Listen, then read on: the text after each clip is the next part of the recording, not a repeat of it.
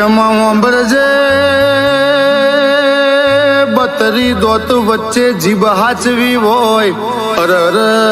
અમે તન હાચવી હોય માં ચાર ઓગડી વચ્ચે અંગૂઠો અલગ પડે એમ તમે અમને અલગ ઓળખોણો આલી હોય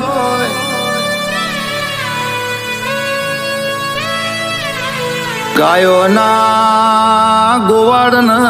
તમે